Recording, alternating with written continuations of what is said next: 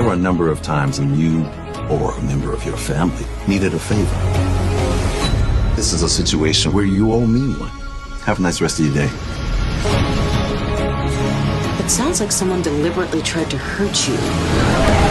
Sounds like attempted murder. I can't imagine how terrified you must have been. I found out who did this. I love you, Derek. For one night, let me remind you. Since its premiere, Beyond the Gates has masterfully depicted life behind the pristine walls of Fairmont Crest, where love is often a strategic asset and a happy facade usually conceals a turbulent undercurrent.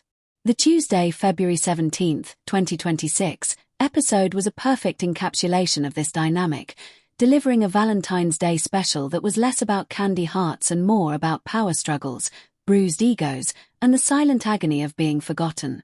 While the DMV was awash in roses and romantic gestures, one resident found her mailbox and her ego as empty and barren as Charlie Brown's infamous Christmas tree, leading to a spectacular meltdown that became the episode's unforgettable centerpiece. The episode, titled Leslie Loses It After Getting Publicly Dragged, opened on a note of enduring love.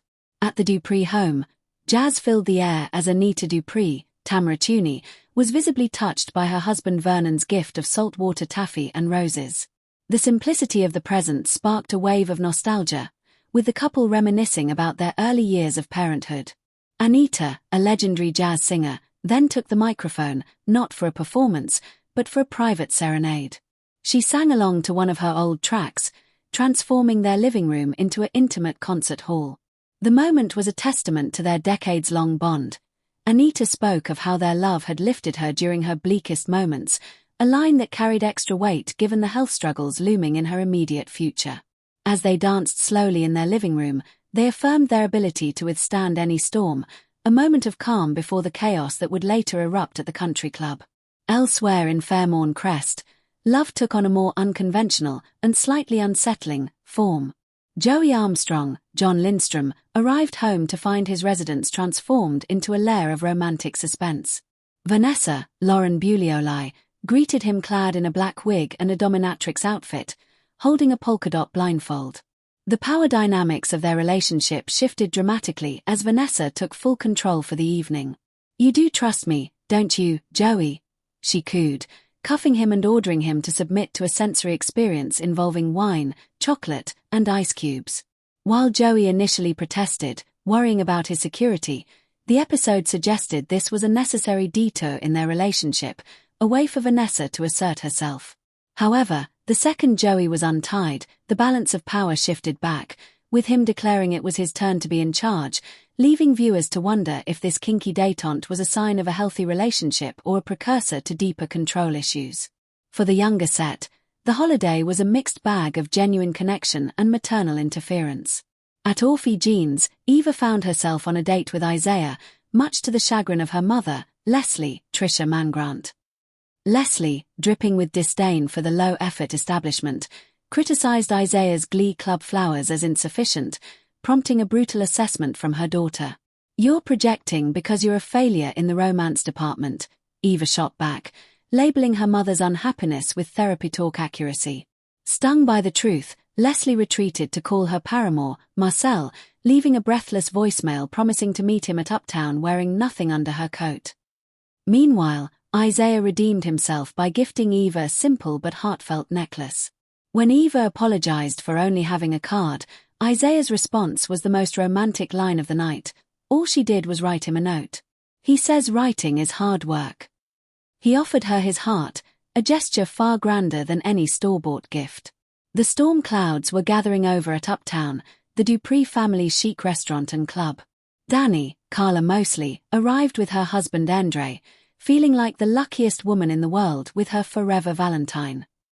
Nearby, Shanice and Ted were enjoying their own booth, with Ted admitting to picking out Shanice's wardrobe, a detail that surprised Dani, signaling just how serious their relationship had become. The tense camaraderie shattered when Shanice spotted Leslie. Abandoning their meals, Shanice and Dani stalked toward Leslie, who was desperately trying to reach Marcel, only to discover he was busy and not coming. The confrontation was swift and brutal. Dani and Shanice cornered Leslie, ordering her to keep her panties on tonight and warning her against causing trouble. Trapped and humiliated, Leslie could only muster a weak, venomous curse. "I hope both you trifling hoes choke on some candy hearts," before retreating. It was a public dragging that left her utterly defeated, a fact noticed by Ted, who remarked he had never seen such fear in Leslie's eyes. Back in her room, alone on Valentine's night, Leslie's rage erupted as she smashed a mirror, a violent act reflecting the shattered state of her own ego. The episode's most poignant symbol of loneliness, however, was the image of Leslie's mailbox. The episode made a point to show the rest of the DMV, DC, Maryland, Virginia area awash in Valentine's deliveries. Yet, for Leslie, the mailbox remained stubbornly empty. While others received serenades, extravagant gifts, and declarations of love, Leslie received nothing but a busy signal from her lover. The emptiness of that mailbox was a visual metaphor for her isolation, a stark contrast to the overflowing romance surrounding her. Like Charlie Brown pulling the blanket back to reveal no presents under the tree, Leslie's expectation of affection was met with a void, a moment of pathetic loneliness that fueled her subsequent rage amidst the romantic turmoil. The episode also advanced several key plotlines.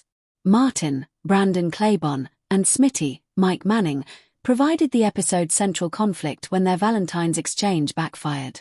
Smitty, consumed by his investigation into a blood plasma ring, gave Martin colorful ties to make him appear younger to voters. Martin, in a grand gesture, produced tickets for a week-long trip to Puerto Rico. Instead of joy, the gift sparked a tense argument. Smitty, stressed by his case, refused to abandon his work. "He can't abandon his investigation," the recap notes, highlighting the growing rift between professional duty and marital bliss. Martin's hurt feelings were palpable, suggesting that the calm in the brownstone was officially over. Meanwhile, at a hotel across town, Hayley, Moquita Goings, finally got what she wanted. Still traumatized by a recent attack, she was showered with flowers by Bill. To cheer her up and distract her from her fears, Bill presented her with an envelope containing the deed to a house in St. Bart's. The extravagant gift worked. Hayley's fears melted into excitement as she promised to christen every room in their new vacation home. The scene underscored Bill's power and his method of solving problems with grand gestures, while also highlighting Hayley's precarious position as a woman bought and kept by that generosity. By the episode's end, the landscape of Fairmont Crest was irrevocably altered. While Kat and Nicole enjoyed a relaxed Galentine's Day at the club, texting their respective beaux, the major power players had shifted. Dani had solidified her alliance with Shanice, successfully neutralizing a common enemy. Leslie, on the other hand, was left isolated and fuming, her public humiliation a ticking time bomb promising future retribution. The February 17th episode of Beyond the Gates was a masterclass in soap opera storytelling, using the